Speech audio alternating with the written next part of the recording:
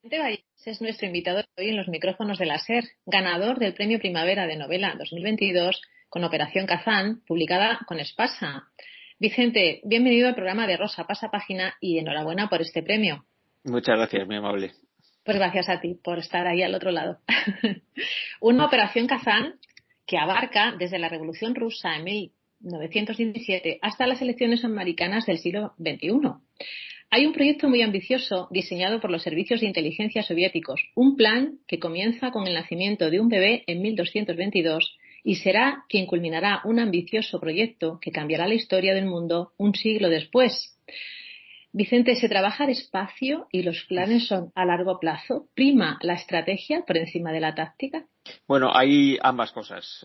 Hay planes que tienen que ser de resolución inmediata, planificados hoy para que se resuelvan mañana, pero hay otras circunstancias que se pueden aplazar o que digamos que tienen una visión más estratégica, más de largo plazo, de empezar a tantear qué se puede hacer para cambiar determinado tipo de situaciones que lógicamente en 5 minutos ni en 5 días se pueden resolver, ¿no? Y Uh-huh. efectivamente en el caso de Operación Kazán contamos una historia de muy largo plazo, de mucha paciencia, de un trabajo casi de orfebrería, un trabajo de inteligencia de orfebrería que tiene objetivos que en realidad luego van cambiando sobre la marcha, porque como hay diferentes protagonistas que van heredando el plan inicial, pues Uh-huh. también el plan inicial va cambiando hasta unas circunstancias que lógicamente ya serán para que el lector las pueda descubrir en la novela. Por supuesto. Laurent Iberia es un jefe de policía secreto que se va a encargar de, vamos a decir, adiestrarlo, entrenar a este bebé. Lo hace en Kazán, en la ciudad, una ciudad más poblada, ¿no? Dime. Es una ciudad que está al este a unos 800 kilómetros al este de Moscú. Uh-huh. Y la Operación Kazán se llama así porque efectivamente la labor de creación prácticamente de un espía desde la nada se realiza allí, su formación, y es allí por un motivo muy específico. Esa parte de la novela se desarrolla durante la Segunda Guerra Mundial. Uh-huh. Durante los primeros años de la Guerra Mundial, Alemania fue avanzando no solamente hacia el oeste, sino que también avanzó hacia el este y llegó a las puertas de Moscú. En algún momento de la guerra parecía inminente la entrada de las tropas de Hitler en Moscú y lo que hizo el régimen soviético es trasladar a Kazán buena parte de la industria que estaba en el oeste de Rusia, cerca de Moscú, para que no se la pudieran apropiar los alemanes. Y allí también se produce el desplazamiento de uno de los protagonistas de la novela para su formación, para que no corriera riesgo de caer en manos del ejército alemán si finalmente Alemania conseguía conquistar Moscú. Uh-huh. Un siglo después, 81 días antes de las elecciones, Natalie Brooke es elegida como candidata a la presidencia de los Estados Unidos. Cuéntanos un poquito de esta mujer. Bueno, es un personaje que va apareciendo después en la novela, del que Uh-huh. conviene no contar demasiados datos porque precisamente es parte de Te lo la dejo a ti. trama, sí, de la trama, para que el lector la vaya descubriendo. Y bueno, como hemos hablado al principio, esta es una operación de espionaje de muy largo plazo, pues van apareciendo diferentes partes con diferentes personajes y uno de ellos será esta mujer que en un momento determinado de la novela se convierte en una de las principales protagonistas de la historia. Más cosas que no vamos a saber hasta el final, pero con las que comienzas, ¿no? Arrancas con un francotirador que está dispuesto a matar a alguien por algún motivo.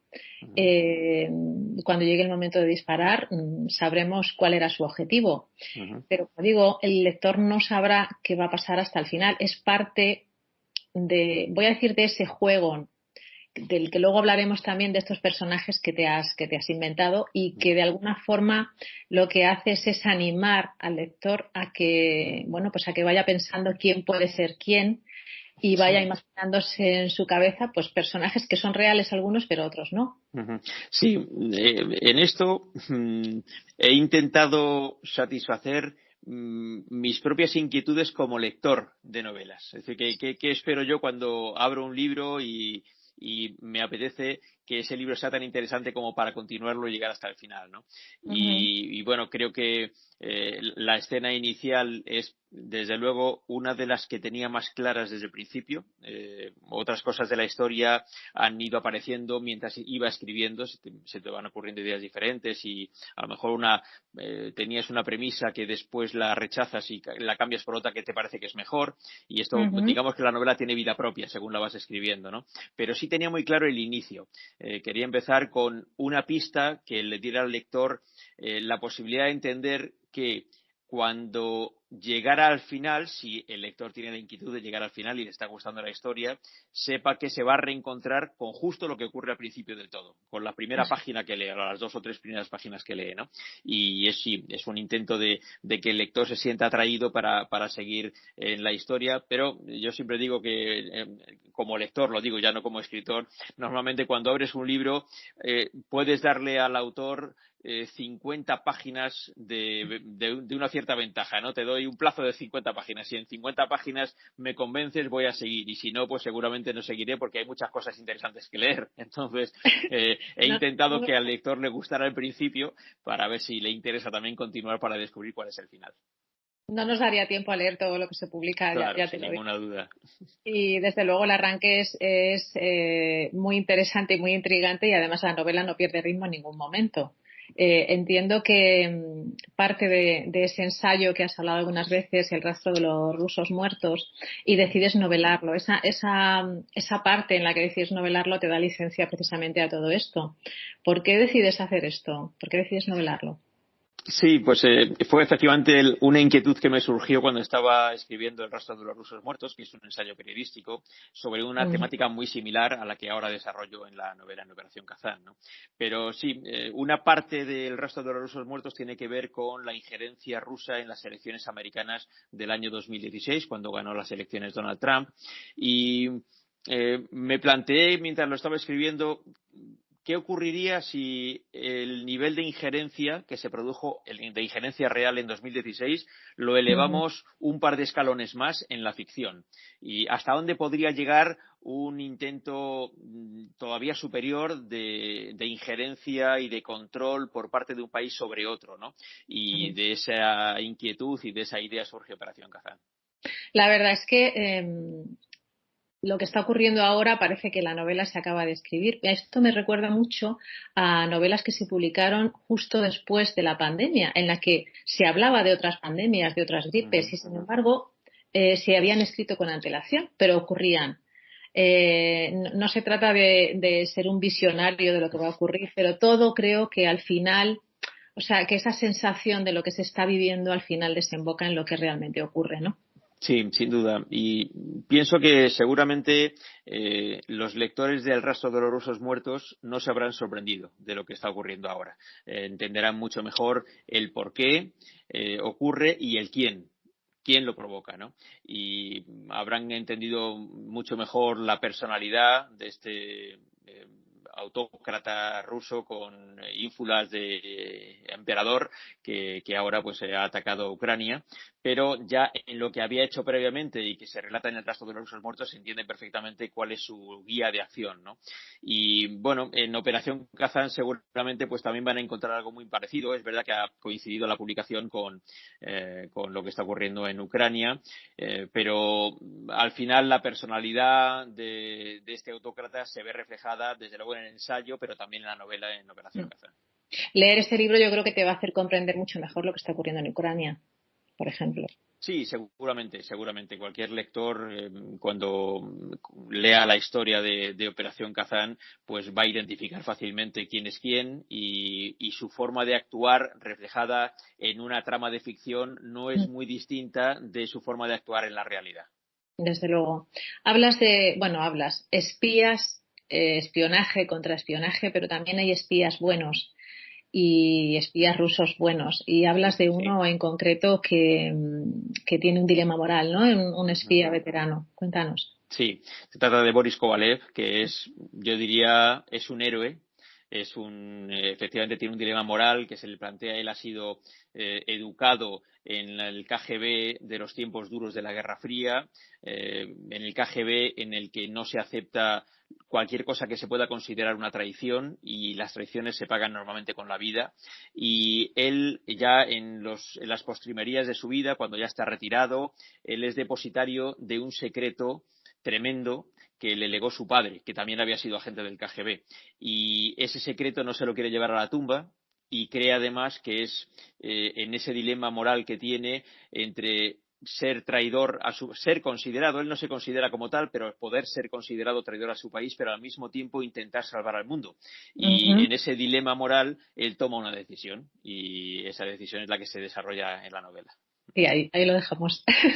¿Cómo andamos de espías en España? Hablas de Teresa Fuentes, Mm. que trabaja en el CNI, y bueno, y de Sí. Pablo Pérez, de la CIA. Sí, sí, Un bueno, papel he querido también en la novela hacer un cierto juego entre los espías veteranos, muy- educados y muy trabajados además en la Guerra Fría, y los espías modernos, que son todos unos virtuosos de las nuevas tecnologías, capaces de meterse en ordenadores de cualquiera en cualquier lugar del mundo desde su propia casa. Bueno, ahí hay una deriva de la novela, una parte de la historia, una parte, digamos, colateral, en la que se ve cómo era el trabajo de los espías de la vieja escuela y cómo es el trabajo de los espías de la nueva escuela, y cómo al juntarse, porque tienen relación los unos con los otros a lo largo de la trama, se van encontrando esas diferencias de criterio que tienen unos y otros, maneras diferentes de actuar, de cómo fueron criados unos y cómo han sido criados otros, ¿no? O sea, bueno, yo creo que es una parte interesante, y efectivamente Teresa Fuentes es la espía española de esta historia, en la que hay espías de muchos países. Tenemos espías rusos, tenemos espías soviéticos, espías rusos modernos, tenemos un espía suizo, varios espías americanos de la CIA, tenemos una espía de la antigua Checoslovaquia, Ujú. de manera, bueno, hay espías de varios países que se van encontrando en diferentes momentos históricos a lo largo de la trama de la novela, ¿no? Y Teresa es una mujer joven, extraordinariamente inteligente, muy hábil, muy buena conocedora de los nuevos mecanismos, de las nuevas tecnologías, que congenia muy bien con Pablo, que es medio español, medio americano, aunque él trabaja para la CIA, pero su madre es española, de manera que él conoce muy bien los dos países. Y trabajan conjuntamente, ¿no? Conjuntamente en esta historia, en colaboración, en un momento determinado, con los espías más veteranos con los que se intentan encontrar en algún momento de la historia. Sí, además no solamente hablabas de formación, no solamente ha cambiado la formación a lo largo de toda la historia, ¿no? Desde que arrancamos hasta ahora, sino también han cambiado imagino, no supongo, el tema de las tecnologías. Por ejemplo, Sí. quien tenga un móvil y esté conectado a Internet puede saber perfectamente cuáles son tus movimientos si estás al otro lado del mundo, cosa que era impensable hace Claro. 80 años. Sí. Así es. En estos momentos vamos todos con un aparato que nos puede detectar. Entonces, queremos tener todas sus funcionalidades porque nos resulta muy útil para nuestra vida, todas las aplicaciones de las que disponemos para conseguir cosas inmediatamente, en tiempo real, pero la disfunción que eso tiene es que efectivamente, digamos, estamos localizables. Si hay un servicio, sea policial o sea de inteligencia, que quiere encontrar a alguien, lo tiene relativamente sencillo, ¿no? A la hora de hacerlo. Y eso, bueno, ese es un elemento que tiene una participación determinada en la trama de Operación Kazán, y que resuelve algunos entuertos y genera otros, de manera, porque efectivamente de las dos cosas hay en la novela. Hay un arma silencioso que yo creo que existe desde la Edad Media, que unas veces te advierte que puedes morir y en otras ocasiones te mata, como es el veneno, el envenenamiento, ¿no? Muy Uh-huh. utilizado. Además, hablas del Novichok, por ejemplo. Sí. Sí. Bueno, hay un relato mucho más preciso y detallado de esto en El rastro de los rusos muertos, con varias personas que acaban muriendo envenenadas. En Rusia esto ya es una historia de largo recorrido, por desgracia para los rusos, que cayeron precisamente envenenados por las autoridades que quisieron envenenarles. Y ciertamente también aparece en Operación Kazán en alguna de las escenas, ¿no? Bueno, ya ocurrió ocurrió, y lo cuento en el libro anterior, le ocurrió a Litvinenko, le ocurrió muy recientemente a Navalny, que todo el mundo lo sabe, a Sergei Skripal, un antiguo agente del servicio de inteligencia del ejército ruso que estaba exiliado en Inglaterra y fue envenenado él y su hija, de manera que, bueno, que eso es una tradición de que en Rusia los servicios de inteligencia no perdonan lo que ellos consideran que sea una traición. Uh-huh. Hablábamos de planos a largo plazo al principio, sin que se sepa bien lo que se está cociendo. A Putin se le adelantan también en su estrategia, en sus planes. O sea, está muy bien informado Estados Unidos de lo que ocurre en el Kremlin. Bueno, eso es lo que ha intentado Estados Unidos hacer ver precisamente en este caso con la guerra de Ucrania. Y creo que creo que de manera inteligente lo han hecho para contrarrestar la propaganda que surge desde Rusia sobre lo que está ocurriendo en Ucrania. Es verdad que el presidente de Estados Unidos, días antes de que empezara la invasión, cuando digamos que Occidente quería pensar que eso no iba a ocurrir, se adelantó a poner incluso fecha y hora de la invasión, se equivocó por muy poco, y cuando anunció que eso iba a pasar, pues desde países europeos como Alemania o Francia se le dijo que era un exagerado y que eso no iba a ocurrir, ¿no? Y ocurrió. De manera que sí, están teniendo información. ¿Cómo la consiguen? Pues eso todavía no lo sabemos, quizá en el futuro se pueda saber. Lo que sí han podido generar, y seguramente están generando en estos días, es grandes dudas dentro del Kremlin y una cierta paranoia en la cúpula del poder ruso sobre la posibilidad de que haya un topo que esté dando información fidedigna a Estados Unidos, a los servicios de inteligencia americanos.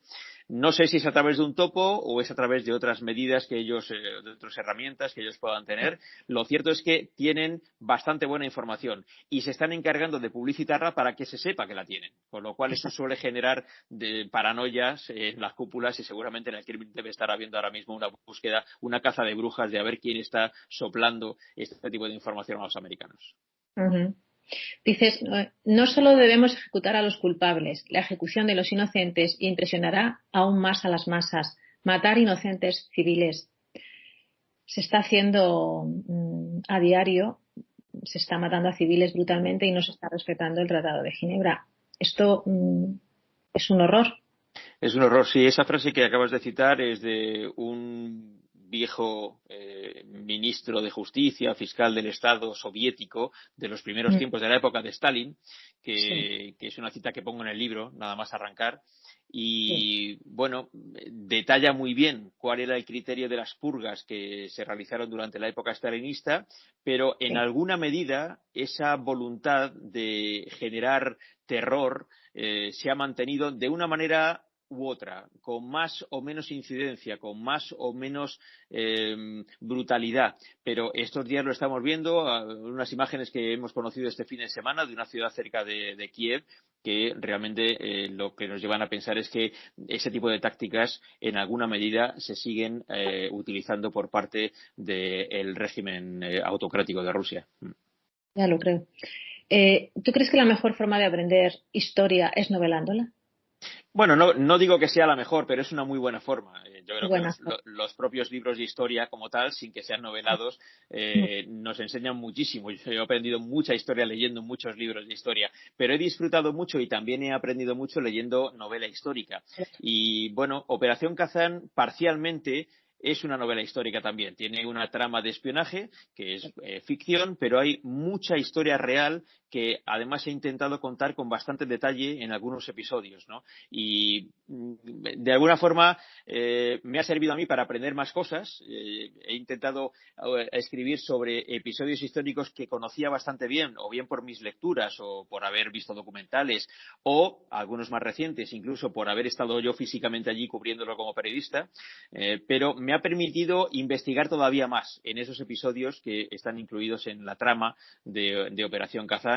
Y eso, bueno, he aprendido mucho escribiendo el libro, igual que me pasó con los libros anteriores. Al final no solamente es algo que tú quieres ofrecer al lector, sino que también la propia tarea de escribir te permite aprender cosas que no sabías o profundizar en cosas que ya conocías, pero con más detalle. Y esa parte, la verdad, es muy, muy satisfactoria. Sí creo que la novela histórica ayuda mucho a aprender cosas y yo, bueno, modestamente he intentado que en Operación Kazán haya algunos episodios históricos que los aficionados a la historia los puedan disfrutar.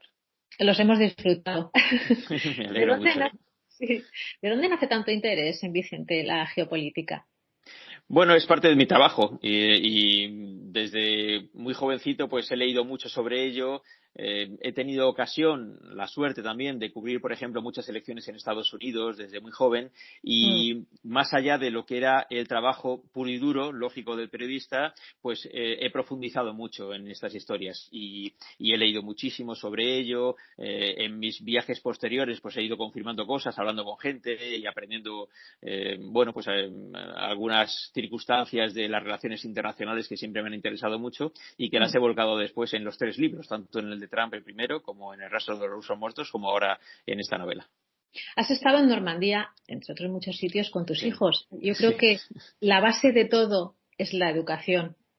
¿Cómo, Por supuesto. sí, cómo ven tus hijos, bueno, todo lo que está ocurriendo ahora, la forma, pues por ejemplo, lo que has novelado de Operación Kazán? No sé, la historia es muy importante que la aprendan bien, entiendo, y que la educación que reciban sea buena, sana, aunque todo el mundo es lo que pretende, ¿no? Pero no es tan difícil, no es tan fácil. Sí, yo creo que es importantísimo que conozcamos nuestra historia, la más cercana, pero también la que puede ser un poquito más alejada, ¿no?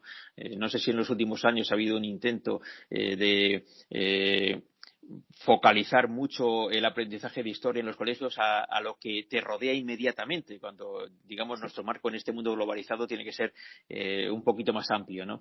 Y, por ejemplo, en el caso de Normandía hay un episodio, efectivamente, en la novela, en Operación Kazán, que se desarrolla en las semanas posteriores al desembarco de Normandía en la Segunda Guerra Mundial y yo, desde luego, había leído ya mucho sobre esos episodios y, bueno, también, pues como todos hemos visto películas sobre ese episodio, hemos visto documentales, pero en el verano del año 2019, justo el verano previo a la pandemia, pues dije, bueno, como quiero escribir una secuencia o una parte de la historia que se desarrolla aquí, y como no hemos ido nunca a Normandía, vamos a coger el coche y nos vamos a pasar una semana en Normandía. Y nos fuimos allí todos y aprendimos un montón de cosas que no conocíamos, sobre todo cuestiones de detalle que son muy interesantes, pequeñas cosas, ver pequeños pueblecitos, porque siempre en la historia al final se habla de las ciudades más grandes, pero hay pequeñas aldeas en las que hubo episodios de esas batallas que son muy interesantes de conocer.